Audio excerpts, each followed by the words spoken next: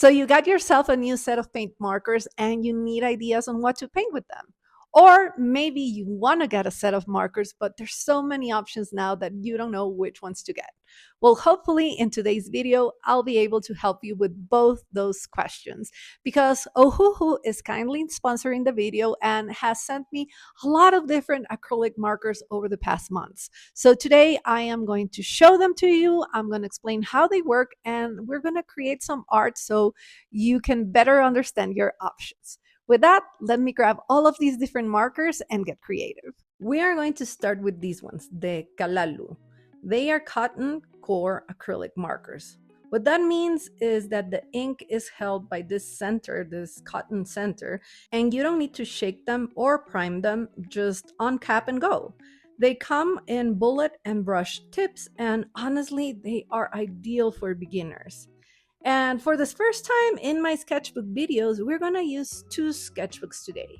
Starting with my Canson cardstock sketchbook, which has a rougher, thicker surface, and I'm also going to use this marker pad, which has very smooth paper. I haven't worked on this one that much. It is here where I developed these characters that I later made into a whole coloring book. I love them so much. Anyhow, I'm going to work on both types of paper, smooth and rough, so you can see them in action. To start, I'm going to tape a border off on this page and I'm going to draw a heart in the middle. Because these are cotton core, they don't release as much ink and you can't control the flow, so they will be streakier. But you can fix that by adding a few layers. Today I'm keeping it simple with the pages I'm sharing and I'm mostly going to wing them and not draw with a pencil. This is also so you can see how well each marker covers mistakes or other lines. Hearts are my favorite, so we're going with that. A drawing inspired by a sacred heart. So around it, I want to have a burst of colors in sections. And here, let me show you a fantastic trait about these cotton core markers. They are very easy to blend, not only because you only need to uncap and go, but also because of the amount of ink the nib is holding. I actually love this because it gives it a very painterly look, and I am really into that.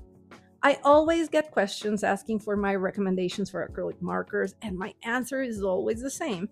It depends on what you're using them for. So in this case, I think these markers are fantastic and easy to use for more painterly effects. I really like using this type of marker on my coloring books just because of that.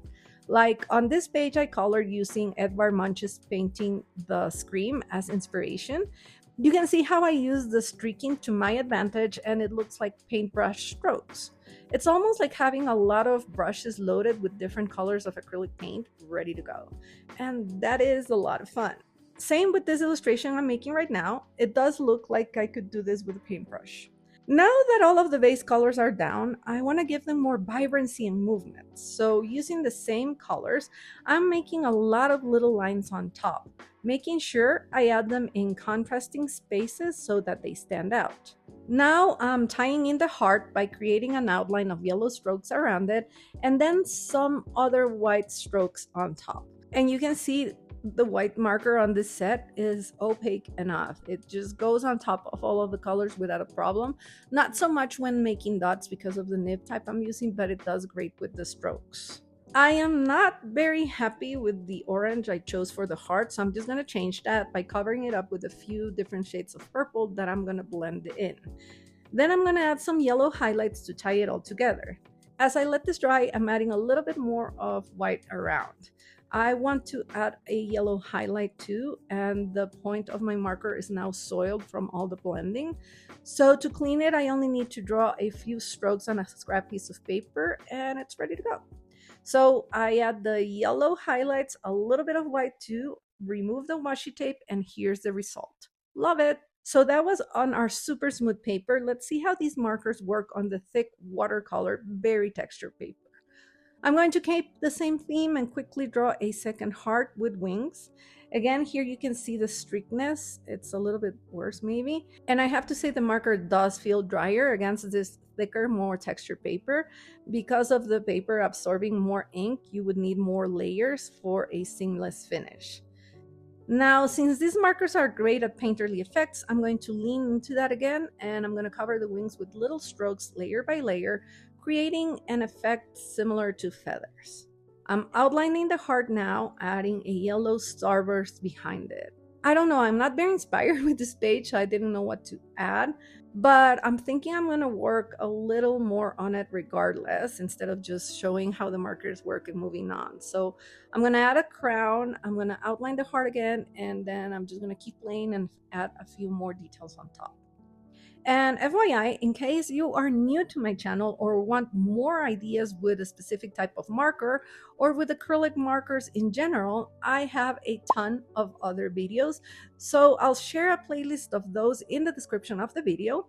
And I'll also share videos that I've created with each specific marker I'm using today, so you can get more ideas later. But for this page, I'm just gonna call it done. Maybe I should have done more with this, but sometimes a little play is all that you need, and it's a fun, fast page to scratch the creative itch off and mostly to showcase the markers. So here we are, our first two pages side by side, same cotton core markers, different papers, and I have to tell you my preference would be the smoother paper just because it feels nicer to work on. The markers slide nicely on it and it feels like the colors look a little bit more saturated. Now let's try another type of marker, the direct ink or liquid ink type.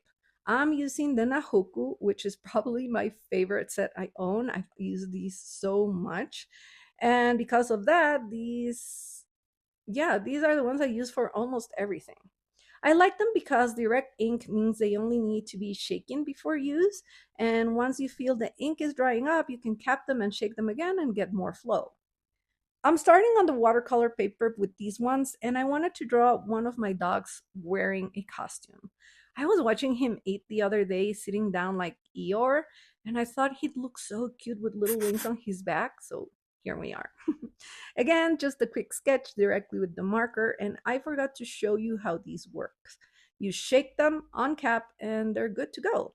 And like I said, if you notice the ink is not opaque enough or not flowing enough, cap them and shake them again. Here you can see the difference shaking the marker made when I colored the second eye. So I'm also going to start layering colors in a painterly way for this page. These markers are also great for blending. That's why I like them so much. They blend amazingly, they are opaque enough, and I can control the ink flow a little bit. You do have to shake them as you work, but that doesn't really bother me. Before moving further with layering the fur of my dog, I'm going to work on the wings since they are further back. So I'm adding pattern and I'm going to decorate them a bit. Here you can see how opaque these are as I work on top of the dark blue background.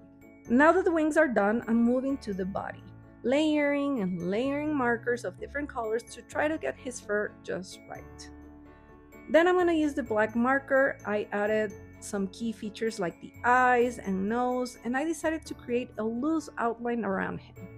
Lastly, I'm adding a few highlights and he's done. I have to be honest, at one point I thought this was not gonna turn out okay, but I'm actually obsessed with it. I love, love, love it.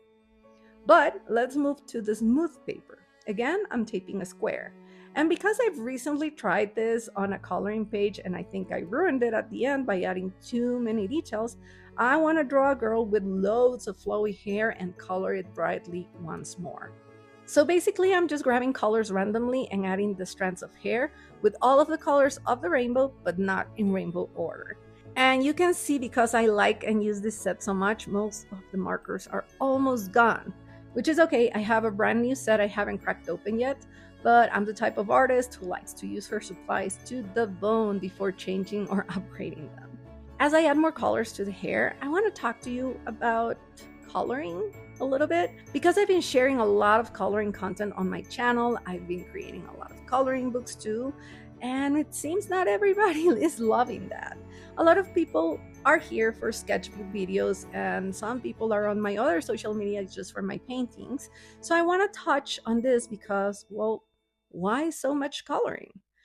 Well, I find it such an easy way to be creative. It feels soft and natural. I can do it anytime with very little mess, and I can create new illustrations on the go with my iPad.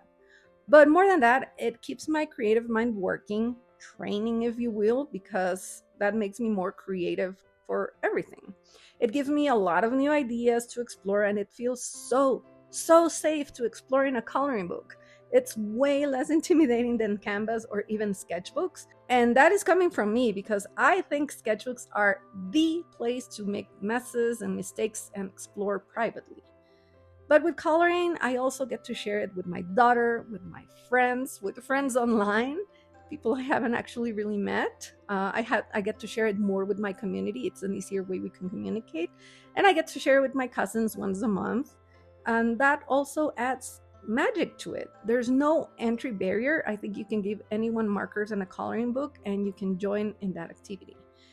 And I think above all, lately, it's been a place where I can truly relax and stop overthinking.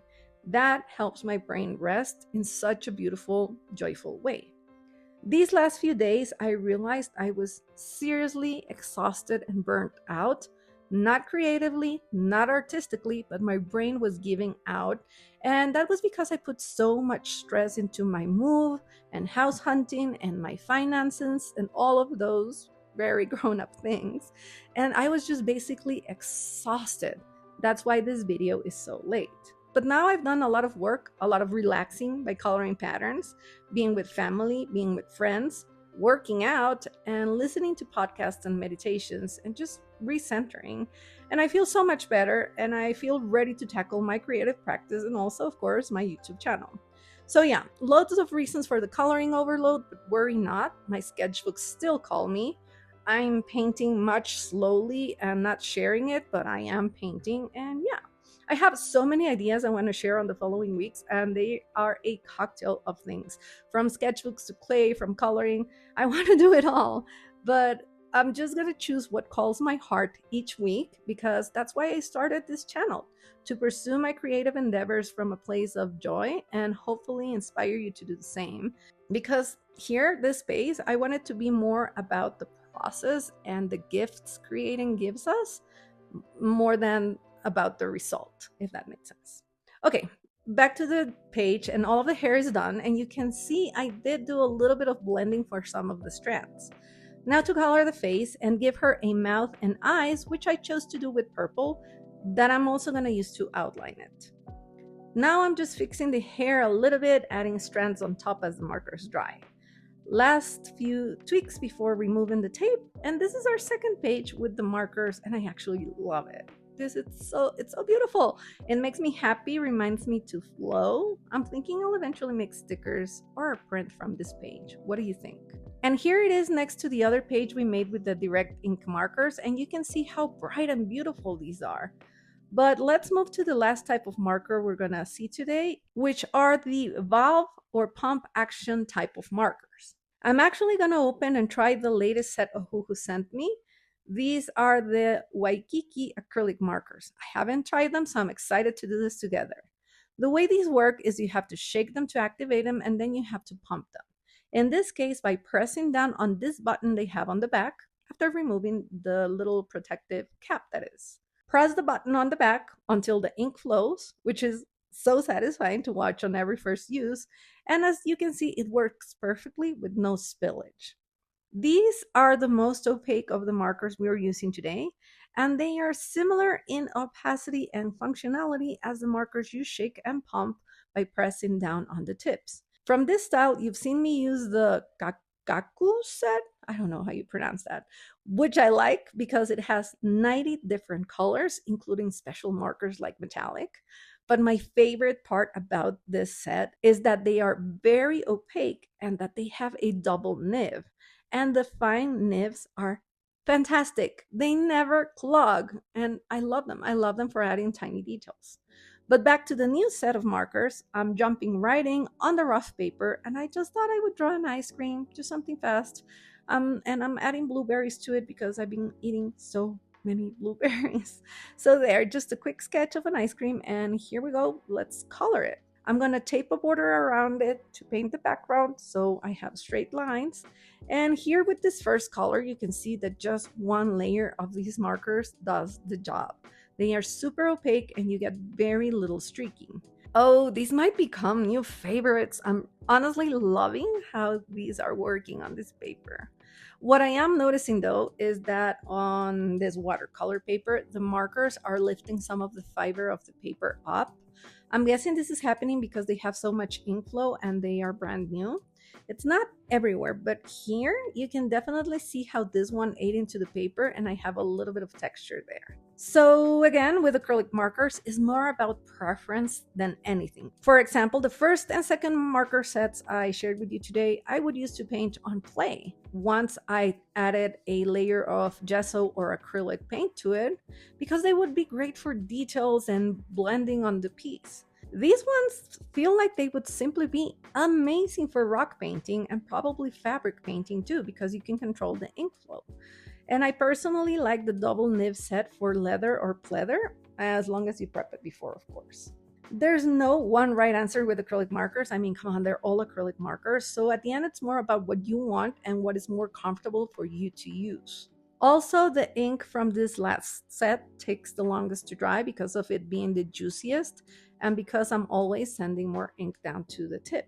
Here on the pink, because I have a brown outline and it's a lighter color, I am going to need a couple of layers to get that opaque finish and cover my sketch. Now that everything is flat colored, I'm going to start to add very bold highlights on everything with lighter colors, just playing around with the illustration. Now I'm adding a few details with black since I needed something to make these circles read as actual blueberries. And I'm also using this black to create a playful offset outline.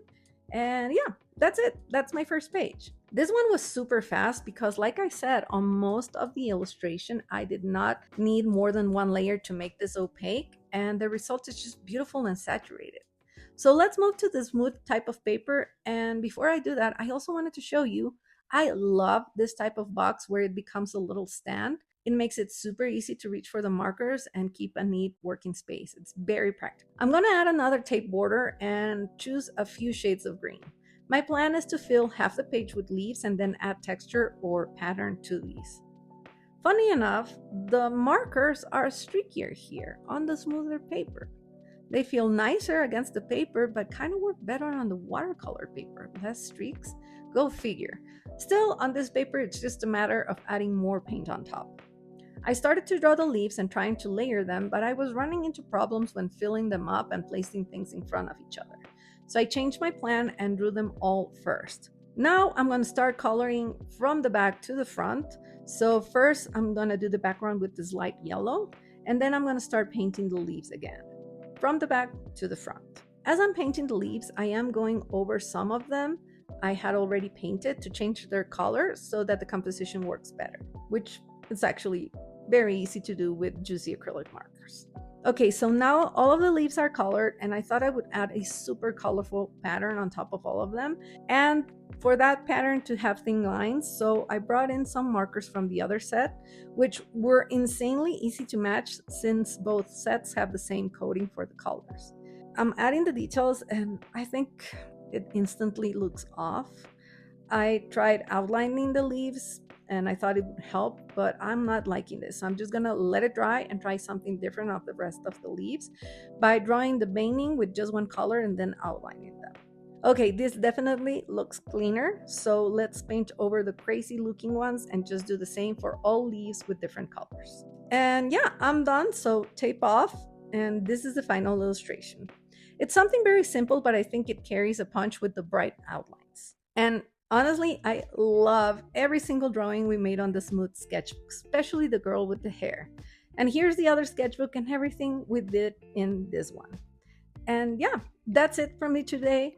Don't forget, I have more videos with more ideas on what to do with your paint markers that you can check out next. I hope you enjoyed this video and that I'll see you next week. Have the most wonderful day. Bye.